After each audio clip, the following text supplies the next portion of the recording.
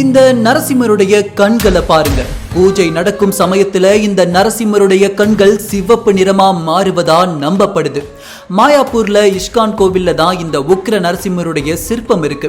நெடுங்காலத்துக்கு முன்னாடி இந்த கோவில்ல அந்நியர்களுடைய அச்சுறுத்தலும் திருட்டு பயமும் இருந்ததால இந்த கோவிலை சார்ந்தவங்க ஒரு உக்ர நரசிம்மர் சிலையை இங்க எழுப்பி வழிபடலாம்னு முடிவெடுத்து தமிழ்நாட்டில இருந்து உக்ர நரசிம்மர் சிலையை செய்து அதை வெஸ்ட் பெங்காலுக்கு எடுத்துட்டு போய் இஸ்கான் கோவில்ல எழுப்பி கண்களை திறக்கிறாங்க.